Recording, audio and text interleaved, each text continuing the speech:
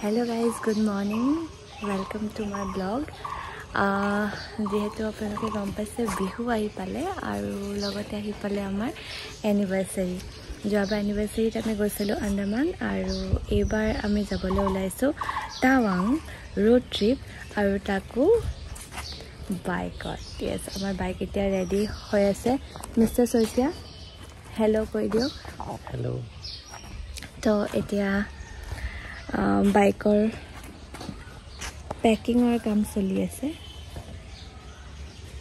বাইকখন ভালদৰে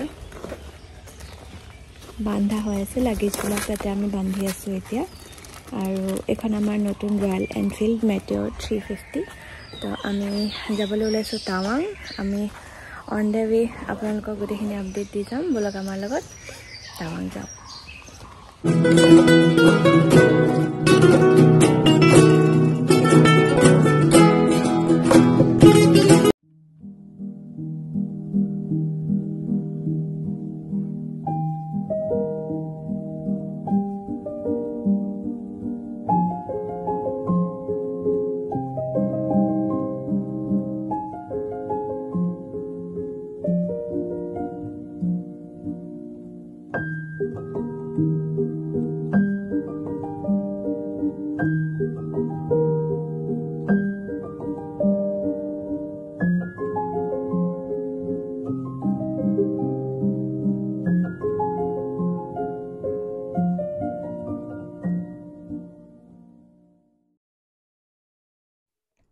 এয়া আমি আমাৰ জাৰ্নি ষ্টাৰ্ট কৰিছোঁ এতিয়া টাইম হৈছে 7:30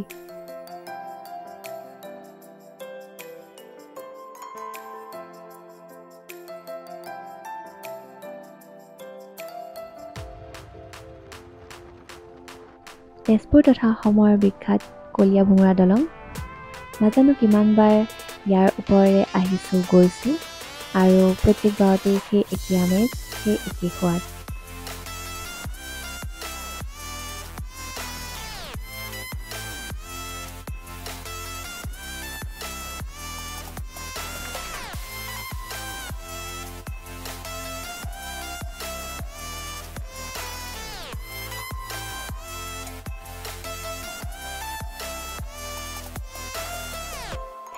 ৰাস্তাবোৰ ধুনীয়া হৈ গৈ আছে আৰু ইয়াৰ লগতে আমাৰ ফূৰ্তিবোৰো বাঢ়ি গৈ আছে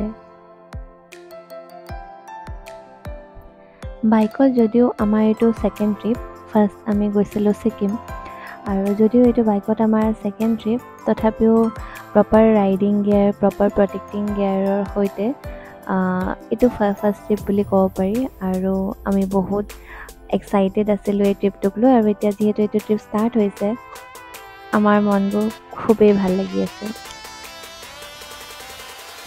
এই ৰাস্তাটো কিন্তু বহুত ধুনীয়া লাগিছে নহয়নে যদি পাৰে কমেণ্টত এবাৰ জনাবচোন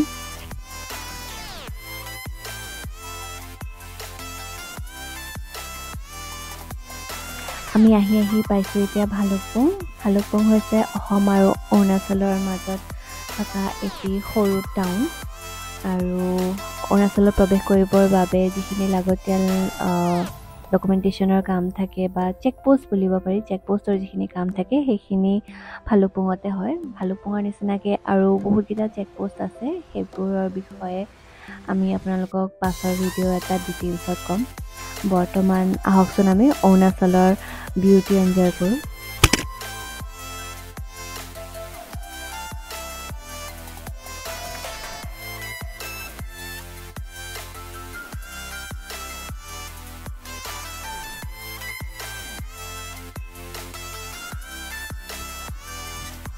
যিমানে আমি অৰুণাচলৰ ভিতৰত সোমাই গৈ আছোঁ সিমানে আমি আৰু ওপৰলৈ উঠি গৈ আছোঁ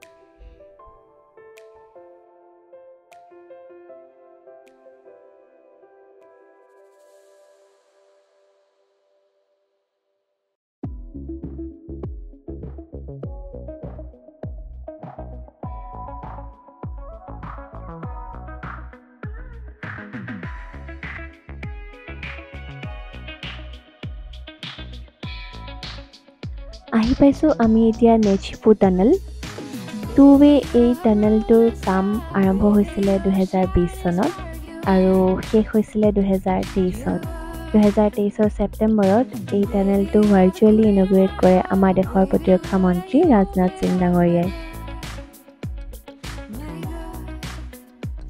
এই টানেলটো হোৱাৰ পাছত টাৱাং যাবলৈ লগা মুঠ দূৰত্বৰ 6 কিলোমিটাৰ কমি গৈছে আৰু যাৰ ফলত যাত্ৰীৰ 20 মিনিটমান ৰাহি হৈছে।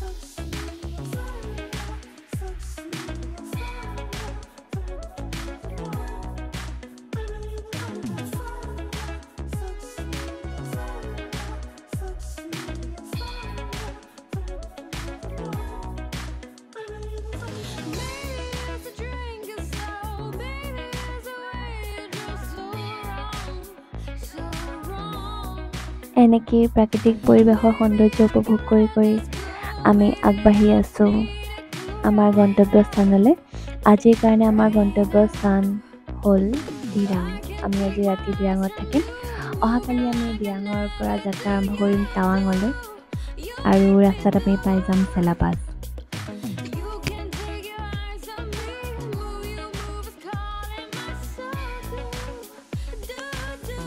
ঠাণ্ডা বহুত লাগিছিলে, সেইকাৰণে ভাবিলোঁ আমি একাপ চাহ খাই লওঁ। গাখীৰ চাহকাপ খাই খুবেই ভাল লাগিলে আৰু বহুতখিনি ফ্ৰেছো লাগিলে। এইখন আছিলে সোণমদিৰ টি ষ্টল। ইয়াতে মেগী, কেণ্ডি, চাহ সকলোবোৰ পোৱা যায়।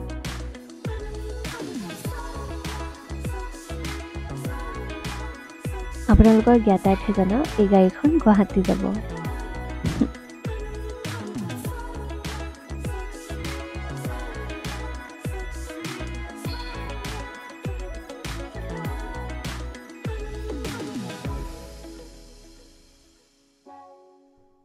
ফাইনেলি এয়া আমি আমাৰ দিৰাঙৰ হোমষ্টেত আজিলৈ আহিছোঁ। এই যাত্ৰাত আমাৰ লগত সহযাত্ৰী হ'বলৈ প্লিজ আমাৰ চেনেলটো ছাবস্ক্ৰাইব কৰিব আৰু আপোনালোকৰ বহুমূলীয়া কমেণ্ট আগবঢ়াব। Good night.